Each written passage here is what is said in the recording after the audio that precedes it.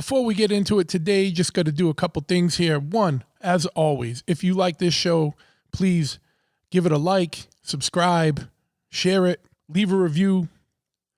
All those things are free, right? Just that's how you can help support this show, keep it going and growing. Especially leaving reviews and all that stuff helps boost it up in the algorithm, right? Algorithms. If you haven't already subscribed on YouTube, even if you don't watch them on YouTube, I slept on YouTube for so long. So I just started doing it not too long ago. So please subscribe over there. YouTube at The Big Truth Podcast. That way I can boost those numbers up and get things moving over there. If you are very into the show and you want to be elite status with my elite top tier circle of friends, then you can check out patreon.com/bigtruth. And there's 4 different levels of patronage there. Oh, there's 5. There's a free one too. And then there's 4 different paid ones, and they all have their own benefits and whatnot. And exclusive discounts. I do giveaways on there. I got a couple new ones coming up. And early access to shows and things like that. So go to patreon.com/bigtruth. Now, if you're in the need for any kind of artwork, right? You need something for your house, your work, your cubicle, your garage, wherever, your tattoo shop, especially your tattoo shop, you need to check out tattooflashcollective.com. They are a collective of artists from all around the world that do tattoo flash, but also do artwork in all different kind of mediums. So there's books, there's prints in any size from a postcard to a huge poster, and a lot of print options too, meaning the paper options. You can get it on like a cheaper, more economical paper, or you can get it on museum grade paper. So if it's something you want to keep the rest of your life and not have it fade in the sun, then you check out that. All right. But if you go to tattooflashcollective.com and use the promo code BIGTRUTH at checkout, you get 10% off your order. Now, what I was just talking about with Patreon, if you're a Patreon subscriber, you get even more off your order, but you got to be a Patreon subscriber to get that code. So go to if you go to patreon.com/bigtruth. So if you got a big thing where you need to outfit your tattoo shop, pays to be a subscriber because you're going to save even more on artwork. Or if you got a whole house or a whole business or something that you need to fill. And Johannes and the fine people of Tattoo Flash Collective totally outfitted the Dipper, me and Packard's bar. So if you go in the Dipper, all that art you see on the wall, all from Tattoo Flash Collective. So go to tattooflashcollective.com on Instagram and all social medias at Tattoo Flash Collective. Now, I have a motorcycle shop, or if you don't know, now you know. If you're a new listener, you might not know, but go over to choppahead.com, CHOPPAHEAD. If you're not in the New England area, if you are in the New England area, then you should just come by the shop. It's a full brick and mortar motorcycle shop, 13 County Road, East Freetown, Massachusetts. We're open every day except Sunday. So come on by. You come in, there's a showroom, there's a parts counter, there's a swag area and an area with motorcycle apparel, helmets, vests, gloves, and then, Chopperhead hoodies and T-shirts and whatnot, hats, beanies. Beanies are back in stock. It's getting cold out. Chopperhead.com. If there's a part you need, we're hooked up with everybody, right? So if there's something you need and you don't see it on the website, just give us a call or shoot us an email. We'll get you laced, right? Most things I can have drop shipped to you as well. So even if it's coming from one of my distributors, I can usually have something to you in a day or two. Now, if you need a motorcycle work done, the back of the shop is a full service motorcycle shop. So whether you need an oil change or a full custom motorcycle built, we got you. So come on by 13 County Road, East Freetown, Massachusetts, Chopperhead Custom Cycles, CHOPPAHEAD.com. For more information on the podcast, just go to bigtruthpodcast.com. All the episodes are up there. There's a little bit of info. And there's a store. So if you hit the store link, you can get some swag. The sale, everything's on sale right now, but it might not be by the time you hear this, so I'm not going to talk about it. But yeah, if you go to bigtruthpodcast.com, hit the store link. We got T-shirts, hoodies, everything. It's a merchandise company, so whatever design you like, you can have it printed on anything. The banner that's behind me during the episodes, you can get one of those and recreate it, make your own Make your own Big Truth podcast. I don't care. Just tag me in it so we can have fun with it. All right. Enough's enough. We got a wild one today. So open your mind, sit back, relax, and prepare for this because it's a great one.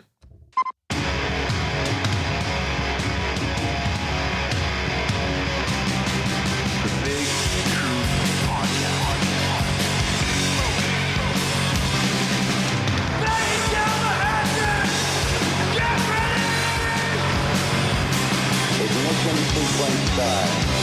6, 5, 4, 3, 2, 1. We have a liftoff. Yes, once again, we have liftoff. I want to thank you for tuning into this episode of the Big Truth Podcast. And I want to welcome my guest today, Dr. Yafi Yair, who is has a multifaceted background. She's a clinical psychologist, a channel, multidimensional channel, a hypnotist, an author, and someone who I find this very interesting. Your background as someone that's a scientist, but also as someone who's so deep into the spiritual realm of things. So yes, the age of Aquarius is here. There you go. Yeah, so we can talk about the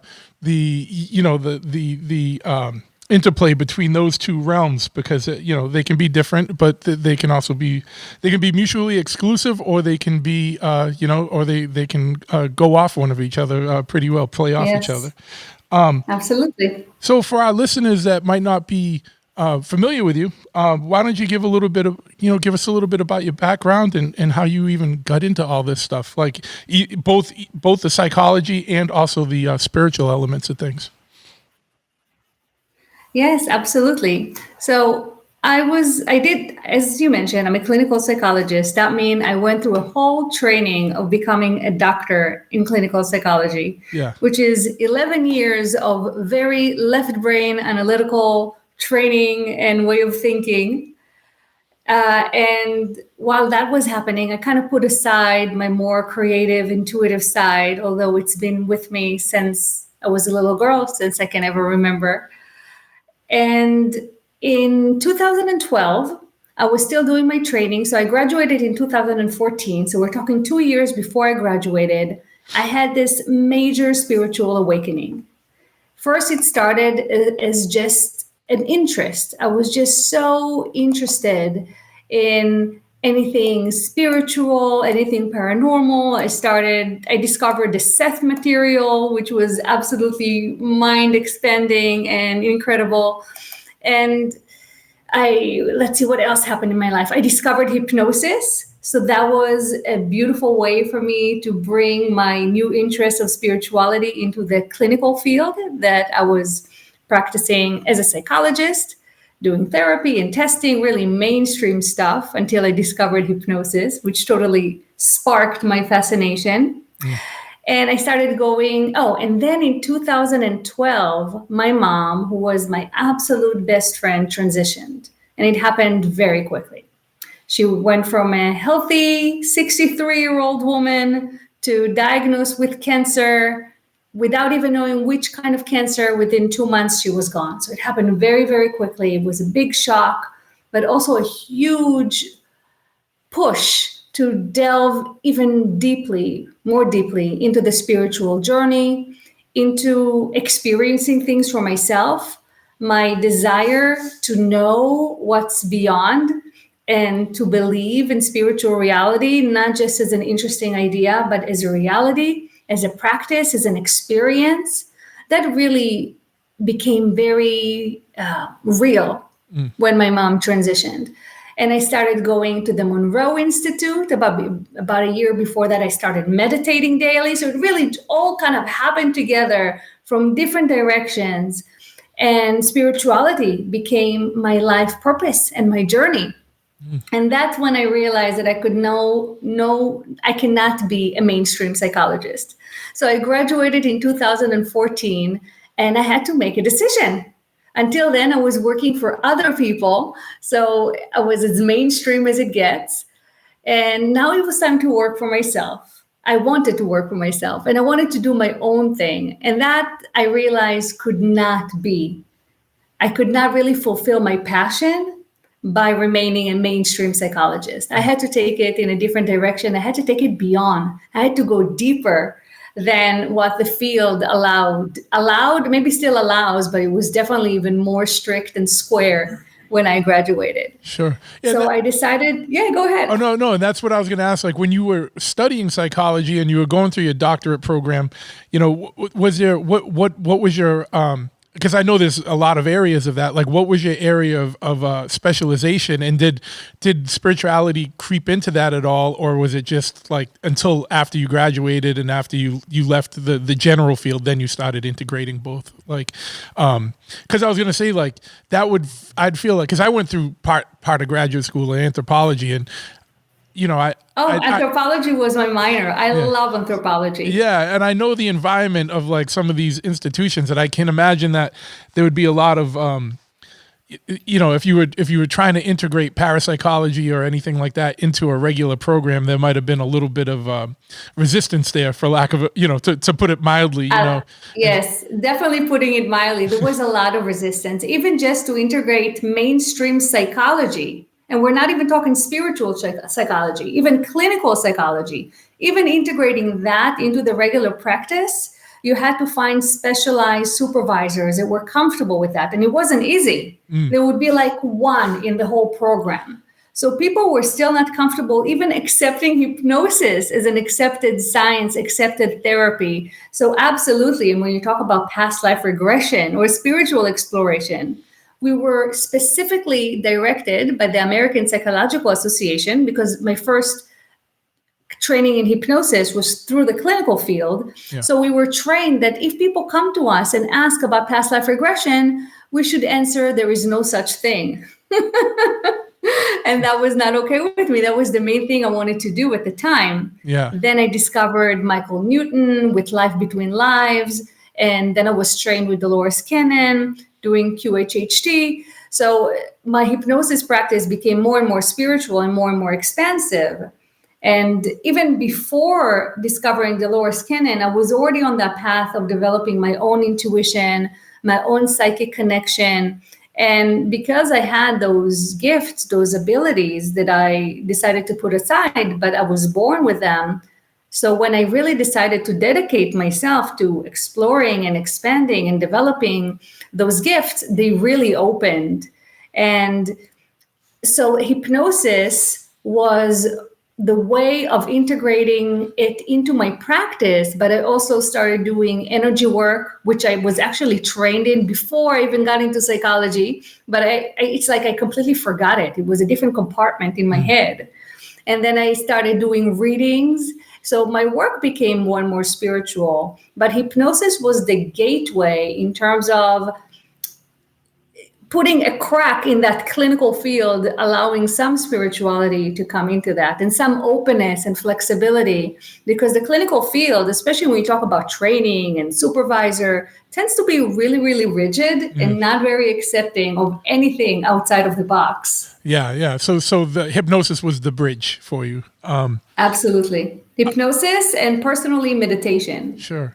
Now, going back to when you were a child, a little girl, like when did you first know that you had, psychic abilities or gifts, or when did that kind of come about, and like what was it like? Were you seeing spirits, or were you like how'd it go? Because I've had a couple mediums on before, and there's a lot of cross-threading, but there's also a lot of differences. So it's always interesting to see how, your origin story, like how you found these out about these abilities, and how that was, especially like growing up, like, because a lot of people are like, I had to kind of shut it out because it was, I was trying to go to high school and I'm seeing spirits or something, and they're trying to talk to me. School. Yeah, for me it wasn't even high school. My parents weren't accepting of it. My mom told me to stop with my nonsense. Yeah. So I had to put it aside pretty quickly. Sure. So I didn't see spirits, and whatever I did see, I don't remember. I do think I experienced things that I don't remember, and I think it's intentional. Sometimes we're blocked from remembering, and I may have had ET experiences and visitations that I do not remember. Sure. But what I do remember, and I'm talking since I was really, really young, we're talking like this 3-year-old, 4-year-old, playing with energy with my hands. sending energy from my hands, trying to affect the stream of water from the faucet. So I kept on trying to manipulate reality through energy. Okay. I used the word hypnotizing people, but it was really sending friends energy from my hands to their heads and saying stuff. And it's funny that I used the word hypnotizing. I didn't know what it meant. It was very little. And what else? I was trying to levitate. So I was getting the kids in the neighborhood to basically meditate with me. We didn't call it meditation, but to close our eyes and to focus and to try to lift up. And I had all these like crazy ideas as a child. You know, parents were not always crazy about me. Sure. Did you ever succeed in the levitation? No. No, not levitation. I couldn't affect material, physical material with my hands, with my energy. And it was almost frustrating for me as a child because for some reason I had that sense that it was possible. And I didn't know why it wasn't working. Yeah, you had the drive to do it, but you couldn't figure out how to make it go. And since then, I've heard from other people, from 2 other people, I heard that have since then had remembrance of being abducted as children and being taken. Abducted is really an antiquated term, but being taken on board ships and being trained to manipulate energy and to do different games that has to do with paranormal abilities and ESP. And everything that I did as a child seems very consistent with the training that is typically done with children on board ships. And when I was 8 years old, I did see a spaceship. It was daylight sighting, and it was basically leaving. It zigzagged in the sky, and then it took off. And back then, it was my only memory. So I thought it was my first experience. Now, looking back, and I had this realization relatively recently, I think actually that was a goodbye. I think that's when I was old enough to maybe, I don't know, start remembering. I don't know what's the reason. I can make up reasons. But I think that was when they left. And that was really a goodbye. But leaving me with this validation that magical things and extraordinary things are real. So living this drop of knowing, drop of validation, and then disappearing from my life. Sure. Now, I'm not trying to skip fast forward here, but you had mentioned that, that there was possible ET, you were, taken by ETs or UFOs, but you don't fully remember, but you do past life aggressive. Have you ever undergone past life regression for yourself to try and recall any of this? Yeah, so I've done as a participant QHHT session, which is Dolores Cannon system, and I've also done several past life regressions, and I've had many experiences through the Monroe Institute or even meditating at home. Yeah. So I had all kind of experiences with memories of past life, of different existences, but never I was never able to remember anything from my childhood in terms of interacting with ETs. And I've tried. Tried. Sure. So as far as I know, I haven't had any experiences, but I have so many indications. Yeah. Even a mark in the back of my neck that used to trigger the airport scanner for years until I actually considered removing it, and then it disappeared. So there's so many indications that there were some kind of interactions, but nothing that I could bring to memory. Oh, one day I hope. Sure. Now, do you think it's you just haven't, got down the pathway of remembering that, or do you think there's like a purposeful block on that? Yes, I think there has to be a purposeful block. Will it ever be removed? I'm usually being told by other people, not by my guides, that had similar experiences, that at some point it's usually removed and we can remember. But, for me, this is all hypothesis. I don't know. Sure. I know I've had that sighting at 8-year-old. Since then, I've had many sightings in recent years. But as I said, not beings, not face-to-face with beings, which is, of course, what I want the most. Not only to remember in the past, but that's what I'm looking forward in terms of the future, as this is jumping way ahead. But this is, I believe, and what I've been told, that is from my guides, from Hathor, is where we're headed. So that's something I'm really, really looking forward to. And I'm seeing it as maybe even the most exciting and fascinating aspect of my journey and my path. Yeah, that's great. And so you mentioned Monroe Institute. That's the same Monroe Institute that's been around for a long time, right? Like, wasn't there like government, didn't they do, the government did like experiments and work there? Like the FBI, CIA, or one of them? Like, yes, so the Monroe Institute was founded in 1971 by Robert Monroe, aka Bob, who had his first out-of-body experience spontaneously at age 43. So it's not like he's always been doing it. Yeah. And he was a sound engineer. So once he was convinced that he was not going crazy, he started investigating and how we could back science, back replicate, whatever the word is, the brain frequency of people to take them into those deep states. And that's what he did with HemiSync. He worked with different binaural beats and he layered them. And indeed, the government got involved and they helped train their remote viewers through that program. Yeah. And many people know the name, for example, Joe McMoneagle, who is still associated with the Monroe Institute teaching remote viewing there. Have you ever done remote viewing? Yes, many times. Okay, yeah. I was just, I was looking at your resume, and like on your site, there's so much. You know what I mean? And I printed it out too, so I could refer to it if I had to. But yeah, there's so much. That's why I was like, there's so much there. So, it sounded like there was like a culmination of things that pushed you into moving from traditional psychology into more spiritual realms, or bridging the two. Absolutely. And then,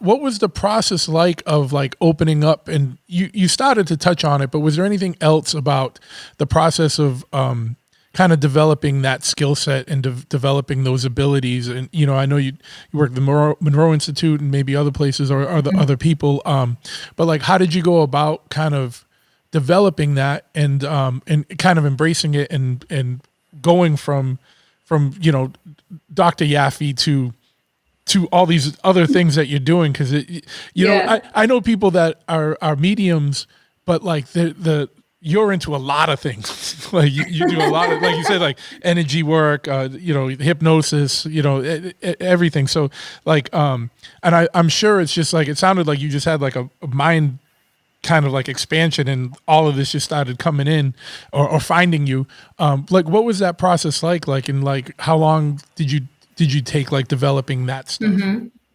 Yeah, so I would say it took me about 2 years of daily meditation. And I'm talking meditating an hour a day, every single day. And that really clicked in for me when I discovered Monroe's sound technology. Yeah. Even before I went to the Monroe Institute, I would meditate with their audio tracks. Yep. And I meditated an hour a day, every day for 2 years before I could actually detect and feel the differences in me. And I could really feel my intuition opening. And, at first it's all kind of little knowings, just knowing this, knowing that. And then I started playing with decks of cards. We're talking like oracle decks and tarot decks. And first just for myself, then for family and friends, and eventually professionally. So it kind of slowly built up. Sure. And at the same time, I also started re-practicing, going back to doing energy work. So I became better at trusting the energy and being in the flow with that. Still not really feeling the energy. That came later with my channeling training, but I learned to trust it. So even when I did energy work, still when I do energy work, the body moves or it wants to move. And I learned how to really trust it and just be 100% present without questioning it. And as I said, I started doing reading professionally, which opened me up even more. And I kept on going back to the Monroe Institute. I just got back from there just a few days ago. So it wasn't a one-time thing. I've been going regularly. So learning even greater discernment of different states of consciousness and different altered states and different depth. So all of that has been building up and building up. And then approximately 5 years ago, during the COVID shutdown, I signed up to do a long form channeling training. And I've done some channeling before, so I wasn't completely new to it. But I didn't really like it because as a professional, it didn't seem reliable enough for me. I couldn't trust it completely. So I just felt like, not enough for my left brain to really, like, I just wasn't comfortable with that. Definitely not offering it professionally. So I put it aside until the channeling training. And the teacher, Lyssa Royal Holt, the same thing as my awakening in 2012, in 2020, or maybe even 2019, her name just popped from different directions out of nowhere. And before that, I would get the message from my guides for months. It's time for a teacher. It's time for a teacher. And I'm like, how am I going to find a teacher?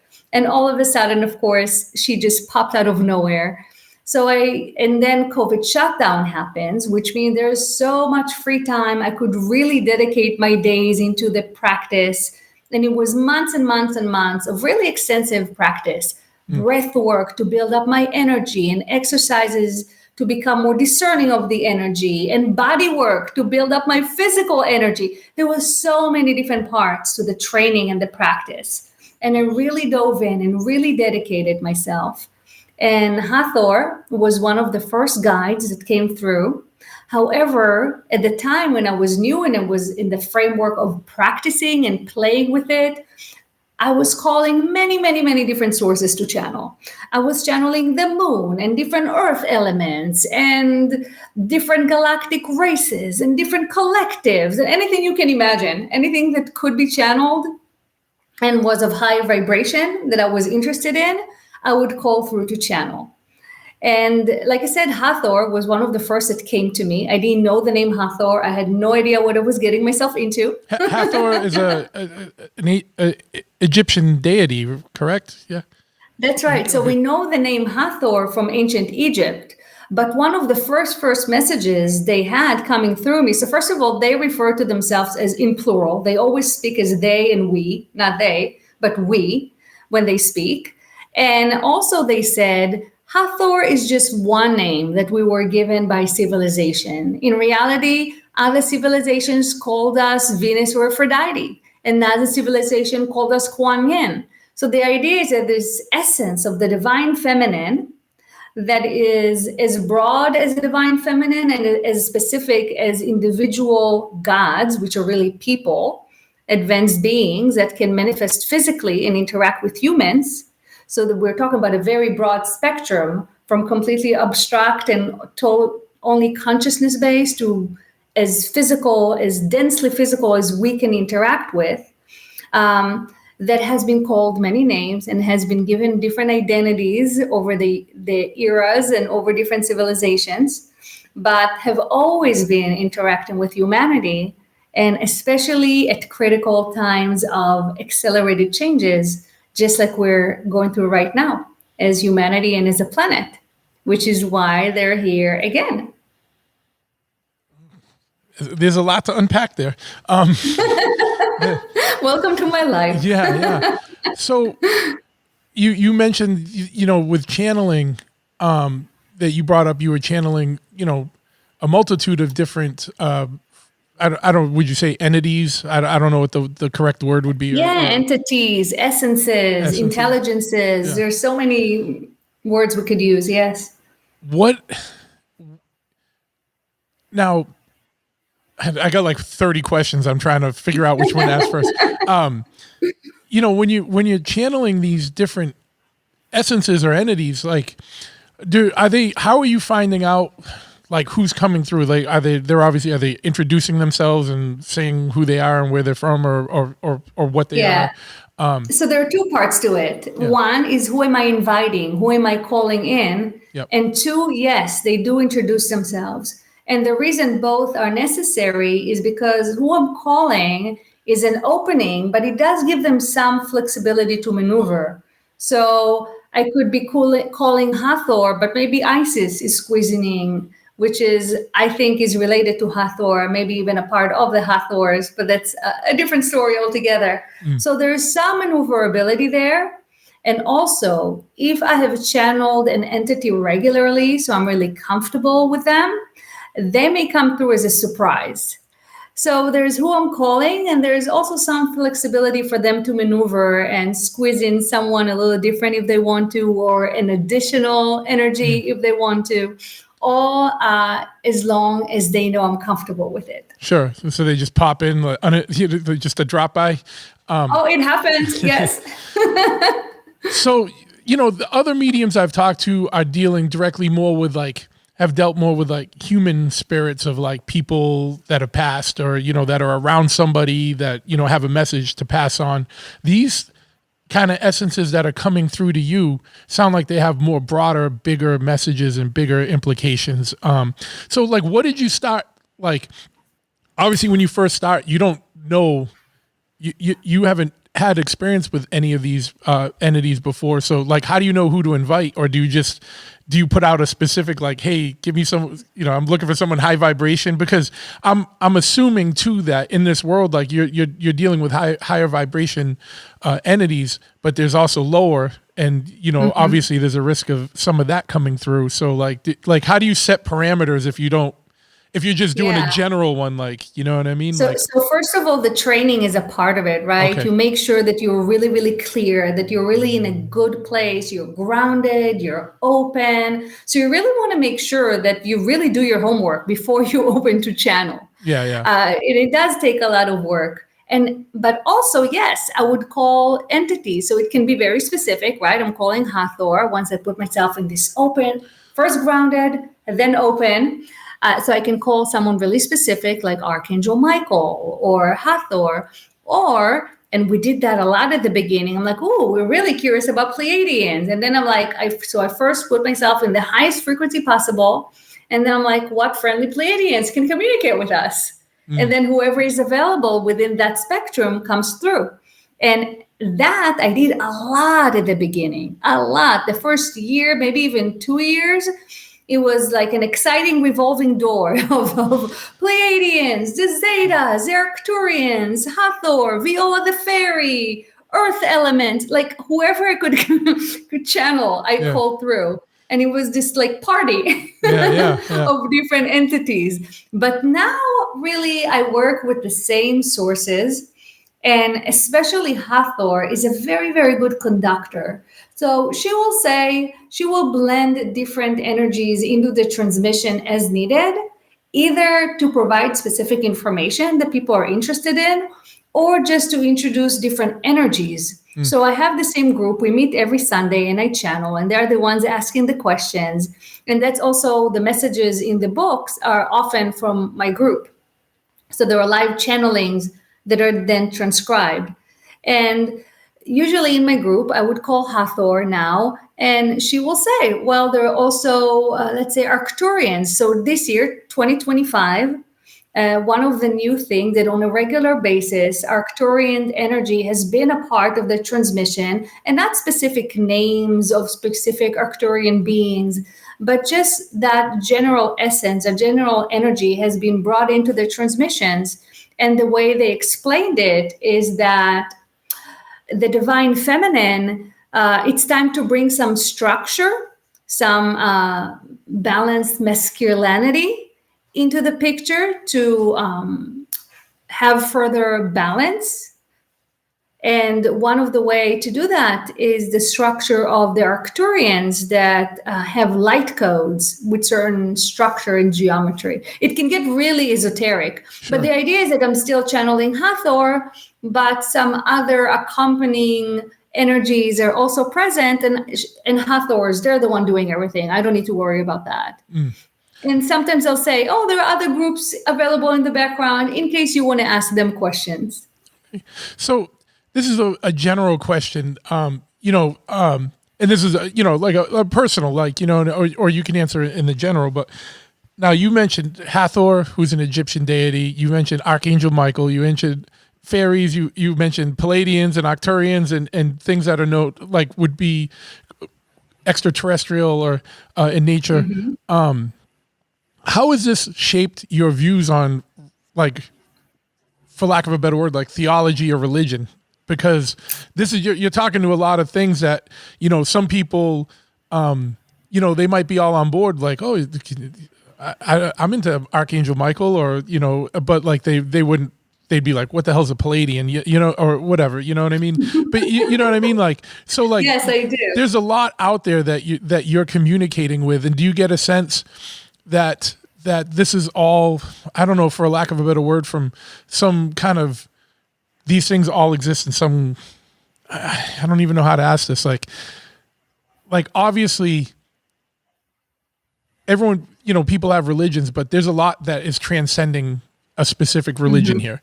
And like, Yes, how do you make sense of that? You know what I mean? Or I think a part of the purpose of this journey is to expand our mind, expand our understanding, and expand our heart.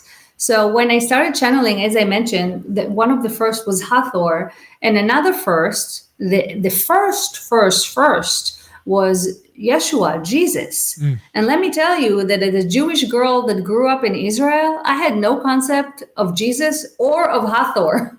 Sure. So the two energies that came to me first and kind of established that channel, for lack of better words, were two that I was not familiar with at all. I kind of didn't have a grasp of what they are and what they mean, like their nature, their identity.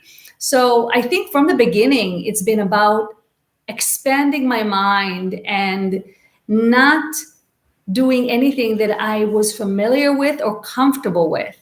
So after those two, I also had Saint Germain, which of course I didn't know who it was. When I was told it was channeled Saint Germain, I was like, okay, but just so you know, I do not know who it is.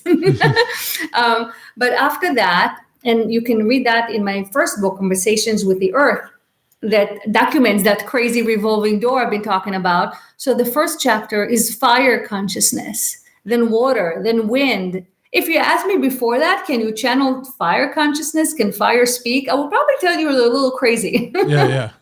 So it's from the beginning, they made sure, whoever they are, or my higher self made sure that it's not really religious. So even though we're talking about Jesus and we're talking about Saint Germain, it wasn't from a religious context. And second of all, that it's mind expanding, that it's outside my paradigm, outside what I thought was even possible. And at that point, outside of even my scope of imagination. And I think it was intentional. Yeah. Now, do you get a sense that there's like a singular like source, and that these are representatives of like some kind of singular type of energy, and it's all on a spectrum or like a wavelength or a frequency? I know frequency is an important thing. Like, yeah, that's a really interesting question. So in some cases, I think there's some associations that are more similar in vibration. So for example, I could feel the difference between different zeta groups to different Pleiadian groups, to different Arcturian groups. So there's some threads of energy that have a certain texture that it's a little different. On the other hand, when I talk about Hathor, she brings forth Isis and Thoth and other energies that do not feel as differentiated to me. So it's almost like there's an umbrella, an overarching umbrella, but there's also identities within that umbrella. Sure. And if we're talking about the biggest oneness of all, then we're all one energy being projected in different ways so we can experience different things. So of course it depends on what level you're talking about. But in terms of what I can discern and I can detect, different, I don't know if races, is different galactic threads do have different textures. And when I'm communicating with people who have crossed over, for example, that's also a little bit of a different texture than Hathor, for example. So there are differences, and the differences are pretty subtle. It's almost like it's a little difficult to describe in words. It's almost like describing different flavors, Yeah. So how do you describe grape flavor and bubblegum and strawberry flavor? And like, it's easier to describe the difference between sweet and savory. And even that's difficult in words. Sure. So it's very similar how different energies and entities present themselves or are experienced. When you talk to the like the Arcturians or any of the like ET type of energies, do you get a sense that it's like they're literally extraterrestrial, like on different planets, or is it more of like an interdimensional type of situation? Different ones are different. Okay. So the first time so it's all the above, all the above. Yeah, absolutely. The first time I called the Zetas, they told me they're a physical being in the Earth atmosphere in a spaceship, and they're able to communicate telepathically. So that's physical beings flying somewhere above. On the other hand, when I channeled Arcturians, I felt it was just energy. Even when I was trying to get a visual of them, I don't know if trying, when they were showing me a visual of them, I was just seeing blue lights. But just that, like I was no form, no physicality. So it really depends on the source. Different sources have different level of density or come from different dimensions. And some of them are completely physical. And even Hathor. So when I first channeled her, like I said, the divine feminine, very abstract. And then they introduced the fact that they're also a collective from the Sirius star system, but still kind of abstract, non-physical collective. And then a couple of years ago, they were like, surprise, we're on the Earth in the physical once again. So now we're talking about physical beings, but channeling the energy does not feel different to me, which is very interesting. But at first it was non-physical beings, and now they're actually on the planet in the physical, and yet I'm still channeling them. So there's still the same telepathic consciousness link. So I guess all of the above. Sure. Did they say why they took physical form again, or how they take physical form? Are they possessing someone, or like how's that working? And I'm I say things kind of in jest, but you know what I mean. Yeah, absolutely. So most people ask if they were incarnated, if they were born and they're not. So they're able to densify their light body to manifest the physical body. And we've even asked before, well, what do you look like when you manifest the body? Do you manifest like whatever you want? Is it the way you used to look when you were physical in the Sirius star system? And they say that they manifest whatever is most appropriate, and that it is related to the way they looked in Sirius, but it's not like 101. It's not like if we looked in the mirror, it's exactly the same. So appropriateness seems very relevant in terms of the answers they give us. I used to always ask for the most accurate answers, and they corrected me, and they're like, no, it's the most helpful answers. And the reason for that distinction is what's accurate for us changes as our understanding grows and as our frequency raises. It actually changes what's true and what's accurate for us. And so did any of these more ET type groups, none of them claimed you? None of them said, that was us that was messing with you when you were a kid? No, they have not said that. And like I said, and I've tried to remember things and talking to them about it. And no, I'm not getting any information about that. However, since they announced during the physical once again, and I didn't fully answer your question as to why now, since they have fully come here in the physical, they have appeared to me in the sky as a form of a golden light maneuvering in the sky, which is what I saw when I was little. I remember it as a white light, but it was a bright light in the sky doing zigzags and fun stuff. So there are definitely indication of some change with the physical presence, which also indicates, again, if I take that when I was 8 years old and I had that sighting, that it was a physical presence. But beyond that, I'm not sure. Now, why now? Yes, they've talked about that a lot, actually. And that's why it's so exciting to me. They're here to make physical contact. And they're saying this is what we're building up to. And me with them, but not only. There are other groups and other individuals around the world that are going to have physical contact with them. And that's going to build up our readiness, and energetically, what they're doing now is building us up towards physical contact. And we need gradual exposure, not only mentally to be able to grasp it, but physically, energetically. We're not quite there yet, but we're getting closer and closer every time. And their presence, their physical presence here amplifies it, enhances our exposure to them, and prepares us even more for that physical open contact. Okay. And so is that why we're seeing more with this disclosure stuff going on in the mainstream news at this point? You know, it's like it seems like it's kind of building a momentum, and I guess I see you shaking affirmatively. Like, have they kind of gave a timeline for this? And you know, it seems like they're probably doing it methodically.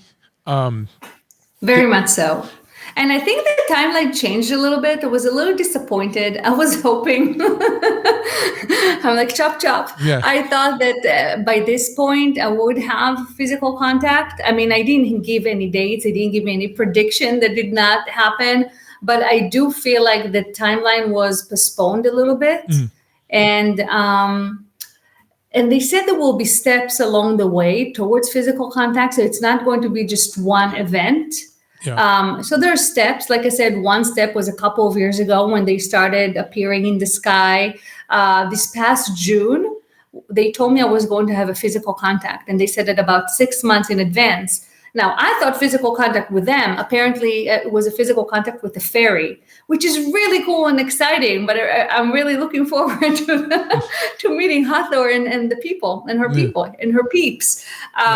So the timeline is a little fluid, but we know that it's already happening. The steps are already happening. And within 2 years, they're expecting all those groups that I mentioned before to actually have physical contact. So we are talking in the next year, the next 2 years, of it increasing even more to the level that it's really going to start being more out in the open.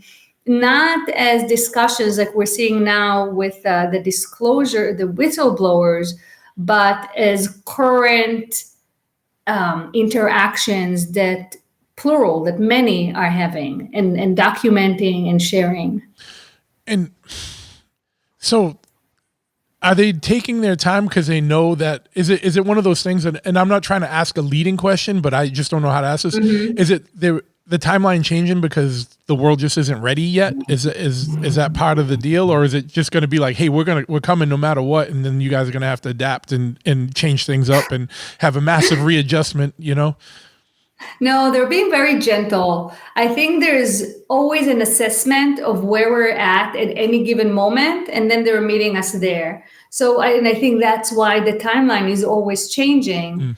We still have free will, and there are all these things happening with our individually and with the world in general, and they're always matching where we're at.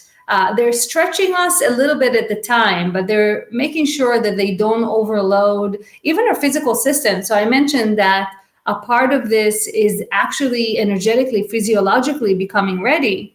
So I had this experience last year in June. So we're talking a little over a year ago, that they got closer and closer and closer. At the time, I thought just closer to me. Now I'm thinking closer to inhibiting me more. And I felt like there was this electric surge growing in my body and growing and growing. And at some point, I thought my chest was going to explode. And I kind of freaked out. I jumped like, and it went away. And then, of course, I was kicking myself. I'm like, what have I done? Come back, come back. But they took it as far as my body could handle. And it was my job to know where my body couldn't handle it anymore so they can back off. Because the idea is not to fry my system, not to, damage me, because I would have been seriously damaged, my physical body. So they're always stretching us a little more and always assessing where we're at. And again, individually, but also as a society, as a planet. And they have to meet us where we're at. It cannot be, this is the timeline, no matter what happens, we're showing up. Because then we would be hurt. And that cannot happen. Of course, they want the best for us. They're here as guides, as teachers, as family and friends. And so they're going to do everything that they can to stretch us a little bit at the time in a way that they're helping rather than hurting our progress. Okay. Just a a question just because it's a personal interest of mine. You ever come across any Anunnaki when you're out there and talking to people amongst the universe? No, I still don't know if Anunnaki is a race. Yeah. Or it's a generic term for different races that interacted with the people back then. So I don't know if Anunnaki may be Syrians or Pleiadians or some other things that we know or don't know. But no, specifically Anunnaki, I've never came through. AIL came through, but not Anunnaki. Now, do these different entities that you're speaking with, like, do they have like different personalities, and there's some that are more cool, or is it some that are just jerks, or like whatever, you know what I mean? You ever get a shithead come through that you're like, dude, come on, I can't talk to you? So I never had jerks. I don't think that would be acceptable. Okay. Well, because you're trying to get high vibration, right? So, but even if someone's high vibration, they could still be a jerk. You know what I mean? But they do have personality. So, for example, when I channeled the Zetas, they felt almost robotic to me, but in a way they felt really comfortable for me. Like it was really predictable, not predictable. Like I didn't know the answers that were going to come through, but the energy was predictable. It was very structured. So it was very comfortable for me. Maybe even back then my left brain was a little more dominant, but it was very structured, organized, measured energy. I channeled Yogananda once. I don't know if you're familiar with Yogananda, Autobiography of a Yogi. Okay. Yeah. So he was like so forceful and so sharp. I was very intimidated. I did not want to channel him again. I'm like, I cannot do you justice. This is too, because he was like, oh yeah, like even the voice, it was so forceful. I'm like, whoa, after my nurturing soft Hathor, that was a lot to handle. So in Viola the fairy, she's so bubbly and she has a sense of humor and she even talks really fast. So they definitely have different personalities. They feel different. They sound different. And they have different levels of energy. So like I said, the Zetas were very measured. Viola was kind of like a firecracker. So yeah, absolutely. Now, have they dropped any like heavy or like hard truths or facts on you? Like, hey, this is why we're here, or this is why we're coming, or this is where you come from, or this is where humanity came from, or this is where it's going. You know what I mean? Any big things, or are they just kind of giving you little nudges along the way? Well, they're both, I guess, because even the little nudges are pretty big and profound. Sure. And there are different things. So, for example, for a few years, there were a lot of predictions about fires, about floods that all have come to pass. But those are like pretty big, physical reality in your face. So there were a lot of those. And yes, there was this all different kind of understandings. For example, one time they said that our Earth, with all these changes, it's like Earth is going through puberty right now. And we think of puberty as chaos, right? This all uncontrollable emotions and insecurities. And they're saying, yes, there's chaos and disorganization, but the driving force of puberty is maturing, is growing up. And that's what's happening to the Earth and humanity right now. We're maturing, we're growing up. And they definitely mentioned their origins from Sirius and that they have been involved with the creation of humans. They mentioned 5 races and they mentioned 7 races. So there are definitely specific information that they have given that can be quite jarring, I guess, or sometimes difficult to accept depending on the person, but all kind of big truths. So it depends exactly what you're asking. Yeah, it's interesting. Now, I'm not asking this from a challenging question. I'm asking this as more of to get your perspective on it. I've seen interviews with religious people that might be more Christian religious people that are involved in some way or another with parapsychology or paranormal, and their understanding is that these spirit guides or entities that people are in contact with when they engage in mediumship and things like that are actually demonic, and they're just manifesting as something else to, as a deception. Like, what's your take on that? And like, as someone that's experienced this and talked with these entities, what would you say to someone that has that point of view on things? Yeah, there are two things that are separate, but I guess everything overlaps. So one, I would generally encourage people, and I do encourage people, and they constantly encourage people to be aware if they're coming out of fear or out of discernment. And there's a very big difference. And a lot of these, everything is a demon, anything that's not, anything that's paranormal is demonic, is obviously a fear conversation. It offers no discernment. It offers no observation or paying attention. It's just generalized fear. So as a person, you want to stay away from that as much as possible, even for your own well-being. You're going to not grow very much as an individual if you stay in that fear perception. So that's one thing. The other thing that I have to say to that is that I've been working with those guides. I'm sure we've been working since I was born and before I was born. But in this current conscious awareness and this current path, I've been working with these guides for about 5 years. And I've only received messages of love, compassion, expansion, learning to trust myself, learning to be even more anchored in my heart, and to share messages of love and encouragement with others. The way people receive the energy is to make them feel better about themselves, having a bigger understanding of where they're at with their lives. So we're talking about very constructive messages, and again, really, really strong anchoring in love. And that's so significant. And you can say, what if they're tricking you? Well, why would the devil or demons would be tricking us to enhance our connection, to enhance our discernment rather than being more dependent?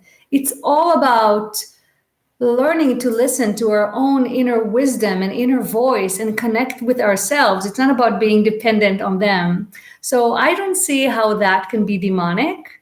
I'm not trying to convince anyone, because if they're open enough, they can experience it themselves. And if they're completely closed off to the idea, there's nothing I can say that would convince them. So it's a personal journey. It's a personal path, and it's personal growth that we each have to do. And I was very lucky that I was born with very little fear. It was just a part of my makeup. I'm very, very lucky. But, I wouldn't say I was born with it. I was taught to have a lot of doubt. And that is something that I had to overcome.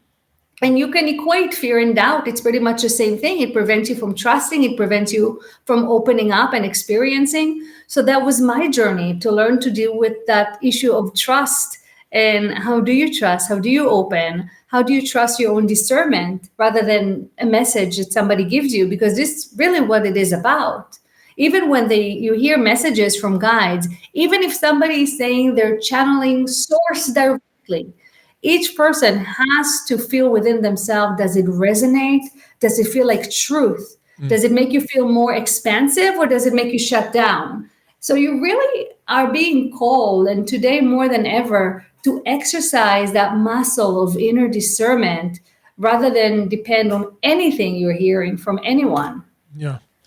Do you get a sense that, and it's great that, given what you just said, like your experiences with everything has been, coming from that perspective, are there like darker things at play that we need to be aware of? Like, you know what I mean? Or worried about, or like, cause it feels like and maybe because it's just the world is such chaos right now, and every day it's like, there seems like there's some struggle or some kind of light versus dark, like, not to put it in basic terms, but I mean, that's what it seems like. It seems like there's some kind of struggle going on right now, or a power play, like where, you know, whether it's high vibration or low vibration, that there's like a struggle for control of what's going on in the world, you know? I'll tell you why there's nothing that we need to know or need to worry about, because if anything is there, it's out in the open and it's surfacing. And that is why we're seeing one of the reasons. We're seeing more chaos around us. And they warned us, they warned me, and they warned my people about it. And they said, listen, anything that's corrupt, anything that's broken, and in your personal life, any wound that you have is going to come up to the surface. And it's all a part of this time of awakening. It's all a part of transitioning into a higher frequency. Nothing can stay hidden anymore. So they warned us and they prepared us as much as possible. Of course, hearing about it and experiencing it is very different. So even despite all the preparation, when it happens, it's shocking. But the idea is that we don't need to dig to look for darkness. It's broadcasted to us, forced upon us nonstop. So there's nothing that we need to dig up. There's nothing that we need to worry about. What we need to worry about, and not really worry about, but to concern ourselves with, is to keep our frequency high, to keep our own resilience, our own integrity high. So we're not being pulled down by everything that is shown to us all the time. And as much as there is chaos in the world, it's not nearly as bad as what is being shown to us, because we're not seeing the full spectrum of humanity at this time. We're constantly being shoved into our throat the worst of the worst of the worst. So that's something that we have to remember. This is not a true depiction of where humanity is this time. There's a lot of connection. There's a lot of love. There's a lot of unity community. There's, like you said, disclosure. We're talking about things that were not in the mainstream 10 years ago, 20 years ago. Now they are. So there's a lot of beautiful things happening. It's just the news is not talking about them. No, absolutely. So, I feel like the mainstream media is literally on or whatever governments or whoever's behind it. There's like a rule by fear thing going on right now, where it's just like literally just keeping constant fear and panic in everyone's world if you're watching the news or on social media. But then you go out in the world and everything's all right. You know what I mean? For the most part. I mean, you might not have as much money as you did a few years ago or whatever, but by and large, like when you go out in the woods or something, everything seems cool still. Like, you know. Exactly. And it's not that there are no people suffering. It's not like there are no wars, but that's not new. No, it's if you look about the history of humanity, whether you're looking hundreds of years or thousands of years back, there were conflicts, there was poverty. This is a part of humanity's journey into a more harmonious way of living, which hopefully that's coming really soon in our lifetime. So we're really privileged to see all these changes happening, because I think we actually are going to change things. Maybe for the first time in who knows how long. Yeah, I mean, with the even with technology, things have changed so vastly in our time. You know, like I'm a kid of the 70s, so it's like so much has changed. You know what I mean? And we remember life before cell phones, before smartphones. There was actually before the internet, before computers. You know, we were there. Yeah, and so that brings me to another thing that I've talked about in my last episode with a guy, Todd Cave. AI, does that seem like that there's a thought that is actually not an artificial intelligence, it's an intelligence that's always been there, but now has the opportunity to manifest through some kind of silicon, quote unquote, body, for lack of a better word. Is that something you get a sense of, or is it just literally just programming? Or could it be both? I mean, you know? No, I think, it's both. I think there is an intelligence that definitely predated our understanding of AI. But I also think that so far we are, as humans, consciously, actively limiting AI's ability to be sentient. And as a result, what we get is not the full ability of that intelligence. But also a part of our journey is to decide when we want to choose the organic path, and as a result, what we get is not the full ability of that intelligence. But also a part of our journey is to decide when we want to choose the organic path, and and rely on our own intuition, our own senses, even when it's more subtle, it takes more work versus going to AI. So I know there's a lot out there right now. Yeah. There are people that are communicating. They're saying they're communicating with their guides and galactic sources through AI. And I'm not discounting anything, but I'm just saying, once again, we really, really have to be discerning. And, AI is going to be a tool, a beautiful tool, and it's going to be a part of our growth. It would be, I think, silly to think that it's not a part of our future. But what kind of part, what roles are we going to give it? What power are we going to give it? That's up to us. And not only as a civilization, but each person individually. I love my ChatGPT. It's not that I don't use it, but I use it with caution. I use it with care. The same with social media. I make sure that I don't spend too much time on social media. The news, I stay completely away from it. Yeah, well, almost completely away from it. There's certain things that I watch, but I don't live in that world. I make sure 100% that I don't live in that world. And I think that's super important because we can get pulled in so quickly. It's so easy to get pulled in. So we constantly have to be with our hand on the pulse and keep that awareness. Do you feel, and this is just, let's put the conspiracy tinfoil hats on for a second. Do you feel that this is a concentrated effort on part of like whoever's kind of running the show here in the earthly world, right? That they're trying to distract us and keep us in this state of fear so that we're not advancing or not kind of getting those lessons or like becoming higher. People aren't raising their own vibrations because they're getting stuck in this low state because they're always in fear and it's like, all right, I'm a Democrat, so I gotta hate the Republicans, and I'm a Republican, I gotta hate the Democrats, and we're fighting amongst each other while these guys are doing this up here, and then this and that, and you get the banks doing this and that. You know what I mean? Like, there's a lot of distractions that can keep you anchored in lower vibe world. Absolutely. So I don't even think the people that are doing it think in that language. So I think this is our language, like keeping our vibration low. I don't think they're thinking that, but I do think there's a lot of greed and there's the desire to maintain control. Absolutely. To maintain control and to maintain the money and the control and the power into this small group of people. So I definitely think it's intentional and malicious to keep us down and to keep us easily controlled and fearful. One of the easiest ways to control people is with fear. And without getting too political, without talking about anything that's too controversial, we saw what happened with COVID and how easy it was to control people through fear. If you leave your house, you're going to die. Absolutely. I mean, that was literally said in these words many, many, many times, which is outrageous. But so many people either believed it or just subconsciously took on the fear. Even people that didn't believe that version had so much fear and so much anger towards the other people. So we saw it happening in real time. It was recent enough that I think anyone listening, right, to this show has experienced it. And I think that's a big lesson. It's a big, big lesson. What are you going to allow authorities to tell you, and to what level are you going to be not only controlled with your behavior, but with your mind and your way of being? Because you can be at home and look out the window and feel the connection to nature, or you can be at home, look out the window in fear because there's viruses out there, and if you're going to go out, you're going to die. So you can do the same thing, but have a completely different experience and different reality. Yeah, absolutely. Just one last question here on I want to talk to you about your practice and the work you do, but before we get into that, just one last question on the big picture stuff.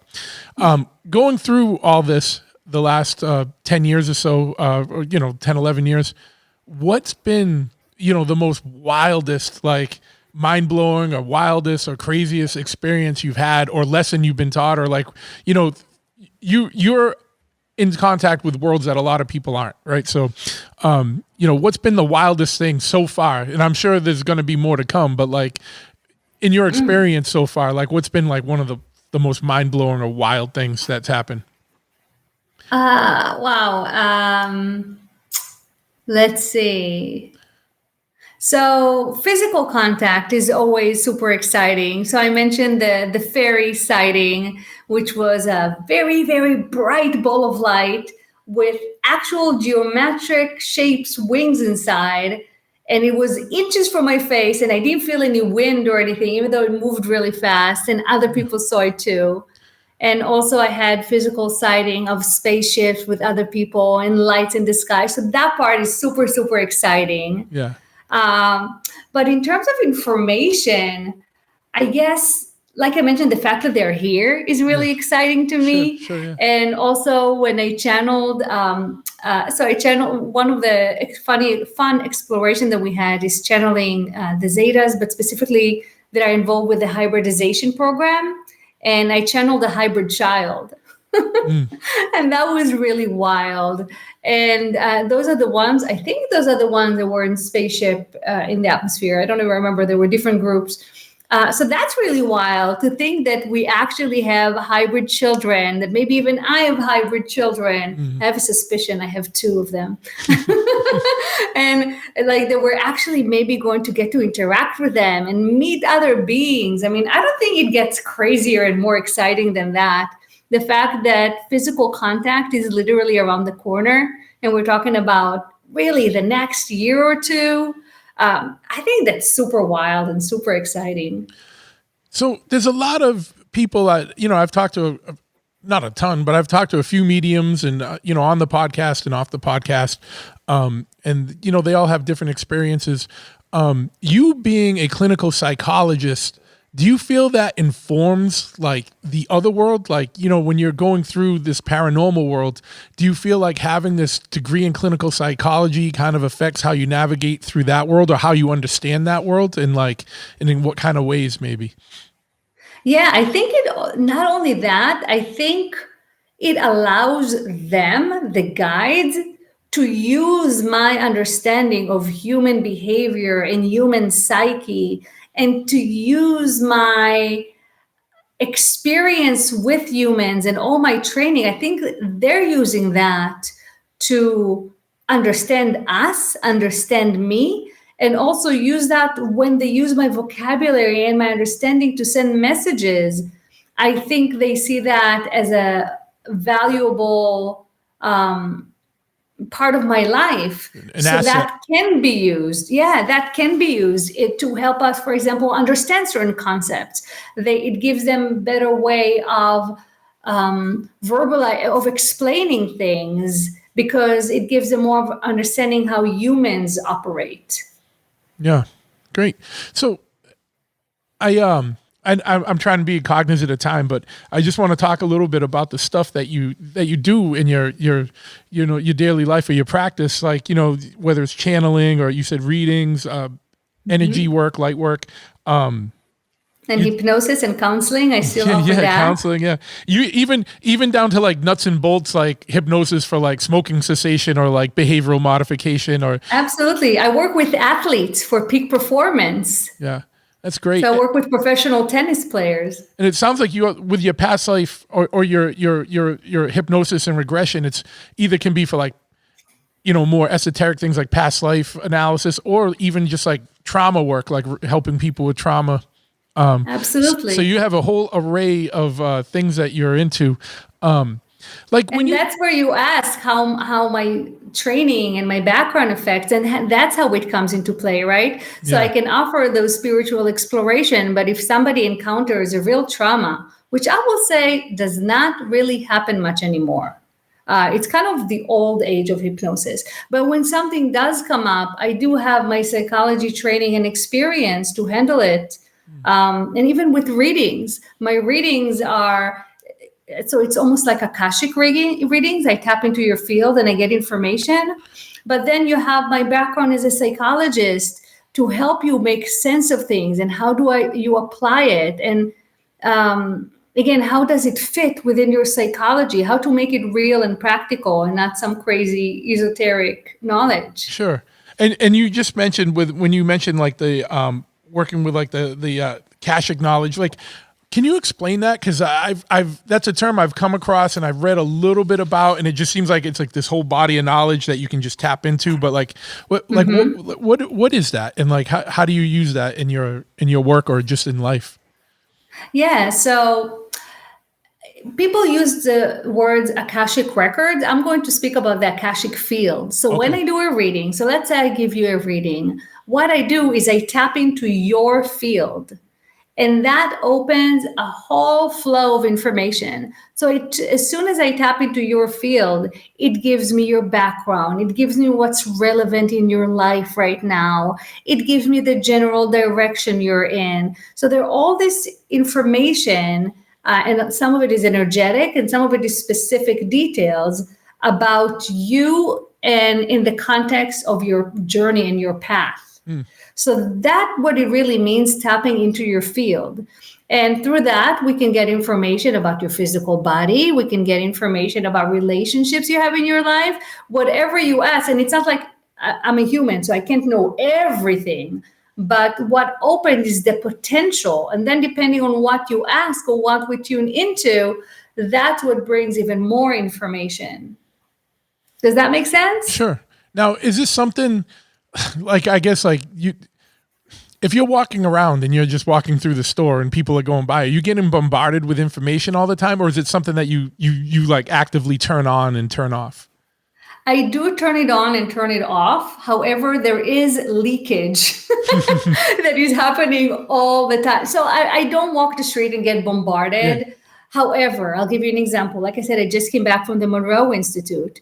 Every time I went into my booth to meditate, you go into your cubby in the wall, your bed inside the wall, and you put your headphones. Every time I could hear other people's thoughts. So my roommate and then other people around me. So as soon as I open up, it comes through. And when I'm with people that I know really well and we're really comfortable for a really long time, the leakage happens all the time. My husband is used to it. Yeah. You know? We could be sitting, watching TV, and I'm like, are you thinking about sandwiches? Are you hungry? He's like, yes. So things like that happen all the time, but I'm not bombarded, especially when I do day-to-day life things. Maybe that's why it's so important to be grounded, and just in general, right? Not to walk with my head in the clouds, because I really keep it closed, but also discernment, right? So sometimes if I feel something and it's not me, I have to realize this is not my feeling. And it doesn't mean necessarily to push it away, by the way. Sometimes just the awareness that it's not mine will make it go away. And sometimes it doesn't. And then I take it on myself to hold the emotion without clinging to it, without making up stories about it, and just allowing and holding it. Because sometimes I learned that we can actually process things for others. And it's not a bad thing. It's not like having an attachment or somebody attacking us. It's literally helping by carrying or processing certain energies that other people have a hard time with. And I know you do, obviously you do some of this work in person, but you also, I know, do like readings and channelings and stuff online or through like Zoom meetings and stuff. Does it work just it's all online. Oh, it's all online? I didn't know if you did, because don't you do some groups of like, well, you got a trip to Egypt or something, right? Like coming up. Yes, like, in January I'm taking my group to Egypt. I saw that. I was like, damn, I want to go on a hot air balloon in Egypt. I was like,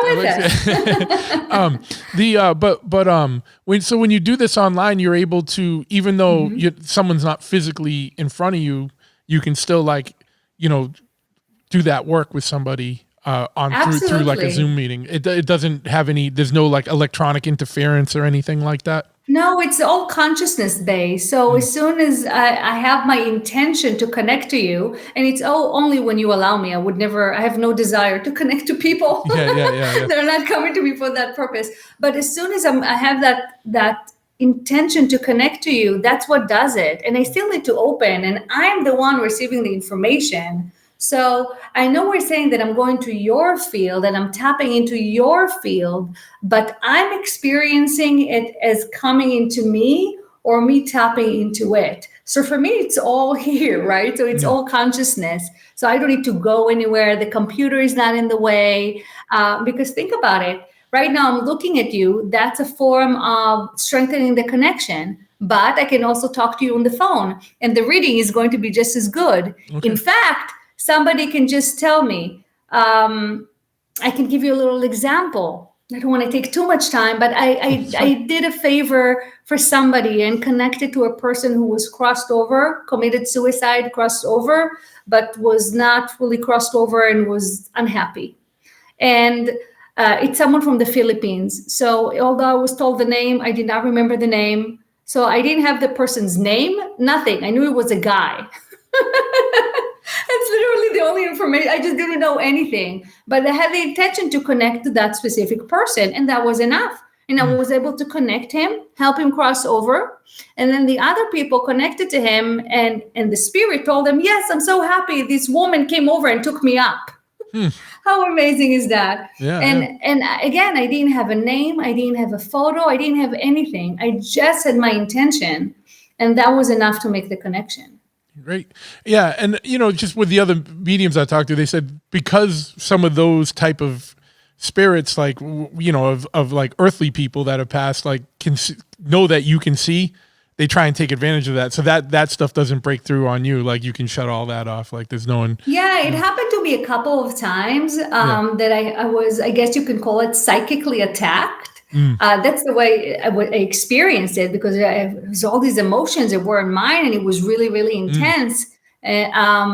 But as soon as I realized that it was not mine, and in those two cases, that's all I needed to do. I didn't need to block them. As soon as I had the realization, they were gone. Yeah. So I think I have a lot of protection around me. But I don't engage in active protection. What I engage in is keeping my frequency high and myself really, really grounded. And I feel like that's the best. And of course, I have an ongoing spiritual practice. So I meditate every day. I communicate to my guides. I channel them. But I see that as my protection rather than working on separating me from others. Yeah. And when you say guides, like your guides, like this, I know there's a weird not a weird question, but I know it's just like a basic question. But for people that might be listening and hearing all this type of stuff for the first time, does everyone have guides? Like absolutely. Guides, yeah? Everybody has guides. Everybody has a galactic family or some other family in spirit. Everybody is surrounded by layers of support and love and guidance. Even people that are completely cut off and don't feel it at all, or think they don't feel it at all, it's all around them all the time. Not in an invasive way. They don't care about watching you in the shower. It's really, you can think of your guides as extension of yourself. So yeah, that's, I think, the best way to see them as extensions of yourself, of your higher self. And what do you say to people who want to be, I guess, more in touch with those guides, or in tune, or receive the messages they need to receive from those guides? Like what can people do for that type of stuff? Meditate. Start meditating daily. If you think you're not good at it, start with 10, 20 minutes a day. Use music that helps you, or frequency tones that help you, but really develop a daily meditation practice. There's nothing that enhances connection more than that. Yeah.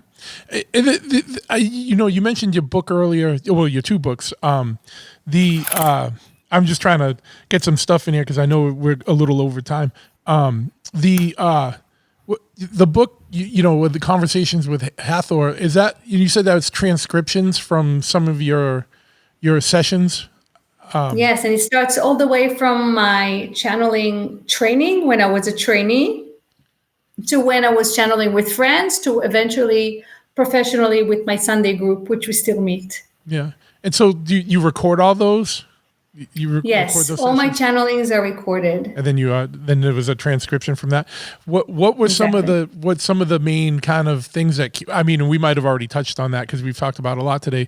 What were some of the main kind of things that came out of that, like some of the main themes or lessons or key elements to the conversations? Like what were some of the key things?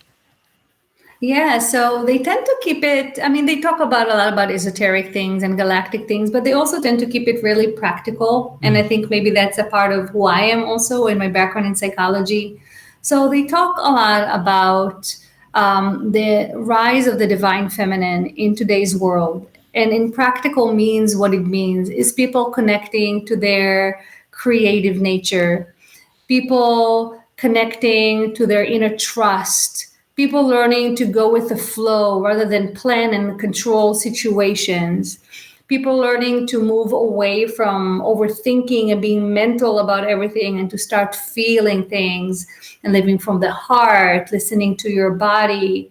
So messages like these have been the most frequent and most important, in addition to what we touched on a little bit, which is about keeping in the back of your head that awareness that we are in these beautiful times of change, and not to be bogged down by all the perceived negativity around, but really focus on yourself, on your community, your friends and family, and make sure that those connections are solid. Make sure that in your own life, you're living the life that you want to create in the world.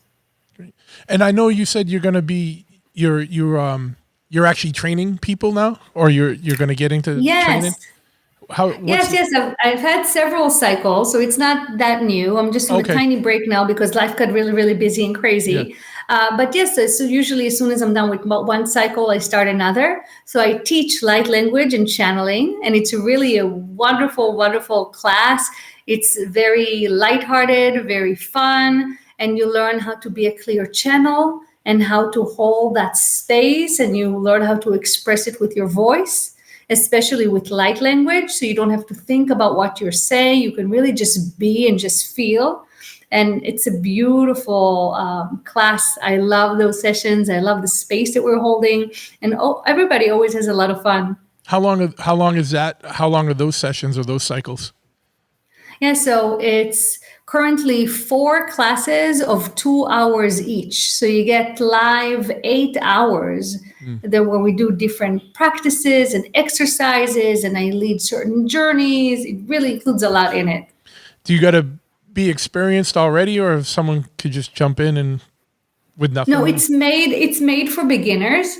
I've had people that have already channeled light language and they were still getting a lot out of it and enjoying it. But you can be a complete beginner. And, light language is also channeling. So it's really kind of a channeling 101 course. So even I call it light language, it's really teaching you how to be a channel. And your aspiration can become a verbal channeler, or maybe you want to use it for your art. Maybe you're an artist. Maybe you're a musician. Maybe, I don't know, you like gardening and you want to be able to inhabit it and be in the flow more. So channeling can mean a lot of different things for different people, but my module teaches us through light language. Nice.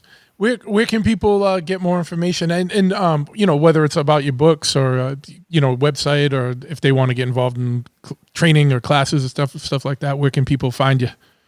Yeah, my website is yafichanneling.com. So my first name, Yafi, Yafi, channeling.com. And there you can see my groups. It also links you to my YouTube page. It has more than 200 videos. So there's a lot of info there.